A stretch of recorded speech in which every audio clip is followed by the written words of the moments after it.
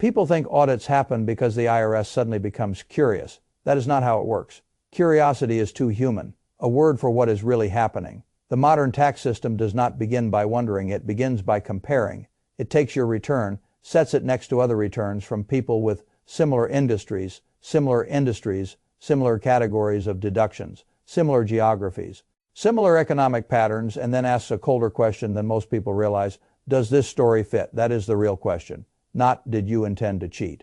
Not, are you a good person? Not, do you feel like your deductions were fair? The system is not reading your motives first. It is reading your pattern. And if your pattern looks strange enough, the machine raises its hand before any human being ever needs to do the same. That is what most taxpayers never understand until it is too late.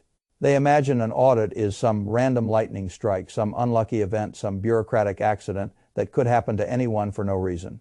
That belief is comforting because randomness makes people feel blameless. It is also dangerous because if you think the process is random, you never study the signals you are sending. I have spent long enough around money to know that many expensive outcomes begin as pattern mismatches long before they become actual penalties. A banker does not lend against your personality. An insurer does not price your policy based on your self-image. A tax authority does not begin by asking whether you felt honest. All of them look for signals. And signals are often created by inconsistencies.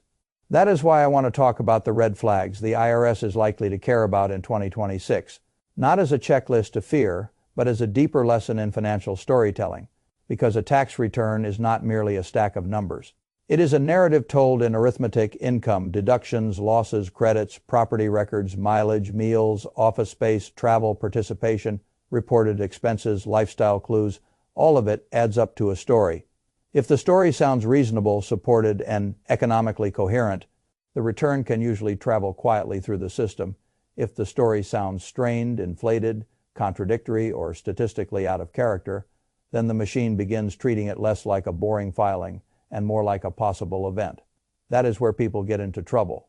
Not always because they lied, often because they were sloppy, aggressive, without support, casual about documentation, seduced by internet tax bravado, or simply blind to the fact that one deduction does not live alone. It lives inside the rest of the return. That is the big idea. You are not being audited one receipt at a time. You are being scored as a whole picture. And in 2026, that picture is being read by systems that are faster, more cross-referenced, and more sensitive to inconsistencies than many taxpayers still appreciate. So let us start at the place where many problems begin, which is lifestyle. If a person reports $70,000 of income but is living in a way that seems mathematically more consistent with a much higher income, questions arise, not moral questions, arithmetic questions. Mortgage records exist, property tax records exist, car payments leave trails, asset ownership leaves trails, loan applications contain numbers, bank flows exist, geographic living costs are knowable. Public records talk, private records talk even more when the law compels them to. The IRS is not omniscient. But it does not need to be omniscient to notice when the visible life appears too expensive for the declared income. This is what I mean by story. If the return says one thing and the lifestyle says another, then the machine wants an explanation.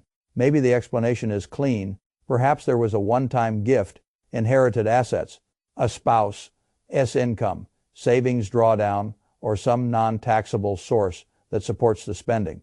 Fine. Those explanations exist. But if the explanation is not visible, not documented, or not credible, the mismatch becomes dangerous. I have always believed that people underestimate how suspicious the system becomes when the visible standard of living seems detached from the taxable income story. Humans do this socially all the time. They notice when someone lives better than the paycheck seems to support. The IRS does its own version of that, only with more records and less gossip. This is why honest people still need to think structurally. It is not enough to know that your situation has an explanation. The explanation must be defensible if the return is ever questioned. Wealth can come from many sources besides wages, but once you file a return that creates a mismatch between apparent life and reported income, you are no longer merely filling out forms. You are asking the government to accept a narrative that must survive scrutiny. Now, from there we move into one of the most abused deductions in all of small business tax planning, which is the home office. I have nothing against the home office deduction. On the contrary, I think it is a legitimate and useful provision when claimed properly. Many businesses are run from home. Many professionals genuinely use a specific room or portion of a residence regularly and exclusively for business. The deduction exists for a reason. The problem is not the deduction itself. The problem is how quickly people turn a valid rule into fantasy. They hear that part of the home can be deducted and immediately start imagining that half the house is somehow corporate real estate because they answered 3 emails in the kitchen and once took a client call from the patio. That is not how the rule works. The words that matter are regular and exclusive. Those words are not decorative. They are the spine of the deduction. If a room is used for business but also as a guest room, television room, playroom, storage room for family life or some general purpose living space, the argument weakens drastically. The IRS is not interested in your feelings about how important your work is. It is interested in whether a defined area was genuinely used on a regular basis and exclusively for business. That exclusive use requirement ruins a lot of lazy claims. It should, because once people start stretching home office logic too far, they stop making business arguments and start making wish arguments.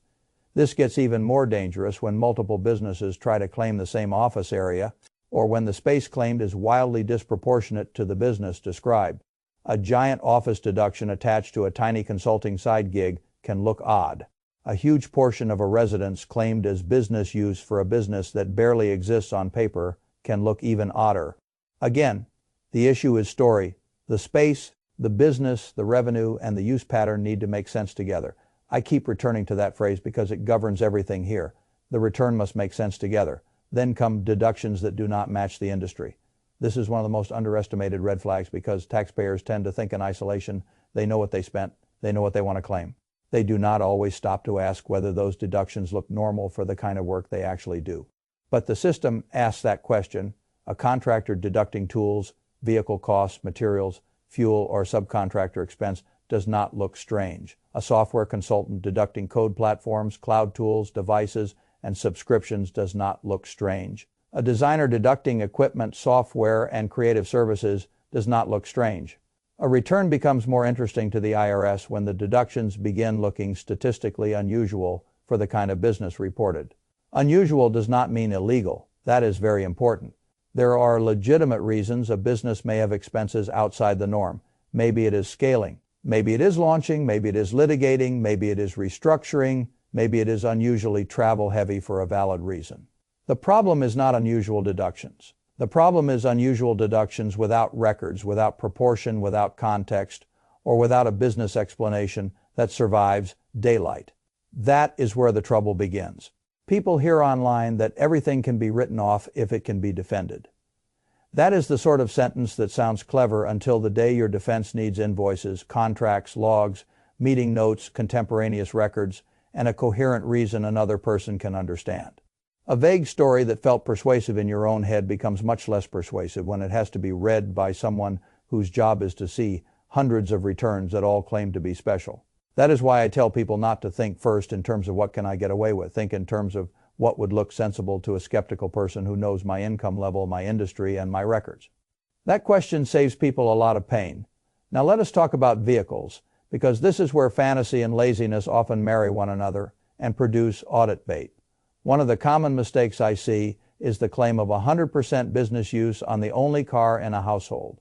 Now, can a vehicle truly be used 100% for business in the right circumstances? Of course, delivery fleets exist, dedicated work vehicles exist, specialty vehicles exist, but the only family car supposedly being used only for business, while the household still somehow functions like a normal household, raises obvious credibility issues, and the IRS knows it. If you claim 100% business use, especially on a primary household vehicle, you are effectively daring the government to ask for your mileage log. You are inviting questions about dates, destinations, business purpose, and whether the pattern of use matches the life being lived around it. That is a very specific kind of pressure to voluntarily put on yourself. People do this because they hear about vehicle deductions and think the opportunity lies in saying the biggest number with the straightest face. It does not. The opportunity lies in claiming what is true and what is supportable. Mileage logs matter, contemporaneous records matter, business purpose matters, reasonableness matters. If the car really is being used partly for business, great, document it. Deduct the business portion using the appropriate method. But if you inflate the percentage to make the deduction feel more satisfying, You are no longer doing tax planning. You are manufacturing a red flag. And remember, the issue is not only whether the deduction is technically defensible, it is whether it fits the rest of the story. If the household has one vehicle, two school-age children, and a full-time employee with no other transportation described, yet the return claims that car is used only for business, the return begins telling a fairy tale. Fairy tales are not tax strategy. Now we come to business losses. Losses themselves are not suspicious. Businesses lose money all the time, especially early. I have no issue with startup losses, expansion losses, restructuring losses, or periods where the economics simply are not mature yet. A real business can absolutely lose money for a while. That is ordinary. What becomes interesting is when the losses continue year after year without convincing evidence of a profit motive or operational seriousness. This is where the hobby loss problem begins to appear. The IRS does not like enterprises that consume personal spending, generate recurring tax losses, and yet never seem to move meaningfully toward profitability. If something looks more like a lifestyle with deductions than a genuine attempt to make money, the government may decide it is not a business at all. That classification hurts, because once the activity gets treated as a hobby instead of a business, the deductions collapse, the prior structure unravels, and the consequences can reach backward through taxes, penalties, and interest. What protects you here is not passion. It is evidence of business-like conduct, separate bank accounts, real books, pricing decisions, marketing efforts, operational records, adjustments made in response to losses, a visible attempt to improve, a visible attempt to earn, a visible attempt to operate in a commercial way rather than simply using a beloved activity as a tax absorber.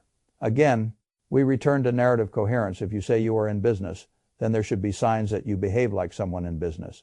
The code is not asking whether you enjoy the work. It is asking whether there is a genuine profit objective. People often think intent is invisible. It is not. Intent leaves tracks. Then there are meals, another category people get stupid about very quickly. Meals feel harmless because the amounts are often small one by one. That is exactly why they become dangerous in aggregate.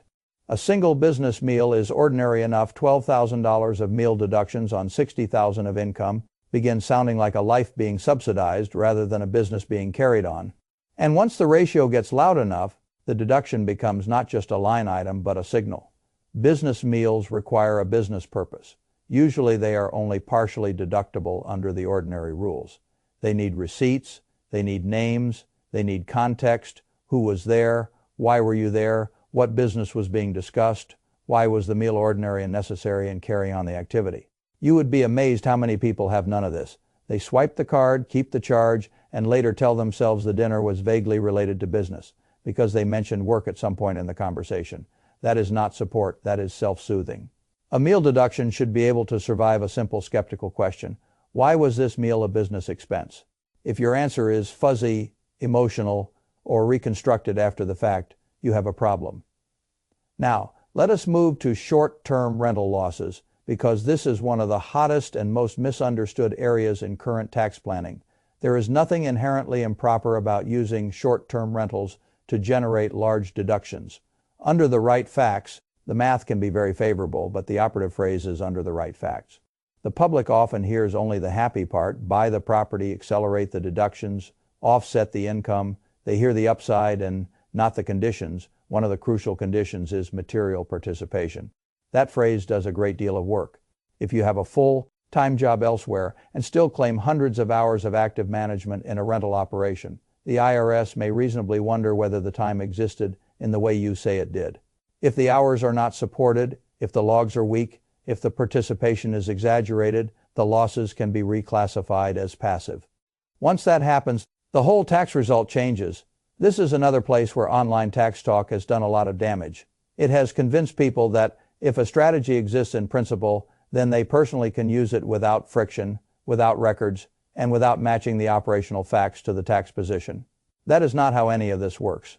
A tax strategy is not a costume. It has to fit the body underneath. If you materially participate, prove it. If you do not pretend otherwise, just because you like the idea of the deduction. Next comes travel, where people lose their minds because they want so badly for leisure to become efficient. Travel deductions have one central rule that matters more than all the rest. The travel must have a legitimate business purpose. And that purpose must dominate enough of the trip to justify the treatment. A 7-day vacation with one token meeting sprinkled into it. Like Portugal is still a vacation. The IRS knows this. You should know it too. What makes travel deductible is not that business touched the trip somewhere. It is that the trip was genuinely taken for business reasons, with schedules, meetings, activities, and records that prove the business character was real and primary. Again, the itinerary should tell the same story as the deduction. The emails should support the story, the calendar should support the story, the receipts should support the story. If the only real evidence is that one coffee happened with somebody who once mentioned they might become a client someday, then you are not documenting business travel. You are reverse engineering a justification for a personal trip. That is a bad habit. The reason I keep saying all this so bluntly is because most audit pain is not caused by one monstrous fraudulent act. It is caused by a pattern of small self-flattering decisions made by someone who kept telling himself a slightly more generous version of reality until the return became statistically weird enough to attract attention. That is the real danger, not villainy, self-serving looseness.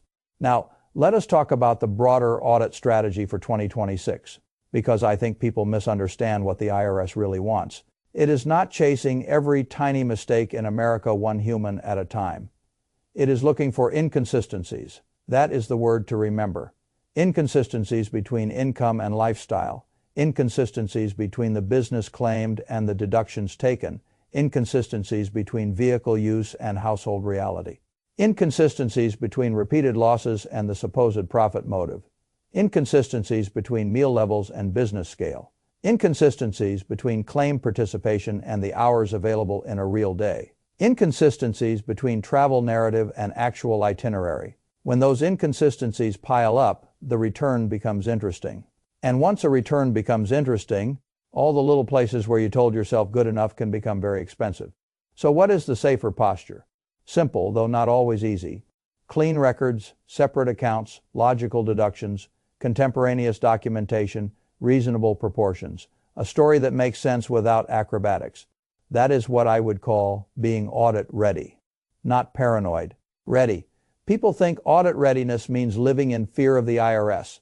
I think it means something much healthier. It means operating in such a way that if the story is questioned, the proof is already there. You do not have to invent it. You do not have to remember it. You do not have to emotionally argue your way through it. The records speak first. I love when records speak first. Records are calmer than people. They are also more persuasive. And if you want to be more strategic than the average taxpayer, here is a question I would urge you to ask before claiming any meaningful deduction. If someone compared this line item to the rest of my return, my industry, my income, my lifestyle, and my records, would the whole thing still make sense? That single question is worth a great deal, because taxes are not only about what is technically possible, they are about what is technically supportable inside the broader narrative you are filing under penalty of perjury. I never want people to leave a discussion like this believing the answer is to become timid. Timidity is expensive too. There are plenty of taxpayers who underclaim because they are afraid of being noticed. That is not wisdom either. If a deduction is legitimate, ordinary, necessary, documented, and proportionate, then claim it. I do not admire overpayment. Overpayment is not holiness. It is just poor management. What I want is something more disciplined than both aggression and timidity. I want coherence in the business, coherence in the books, coherence in the deduction profile, coherence in the way the return explains the life. That is the real secret.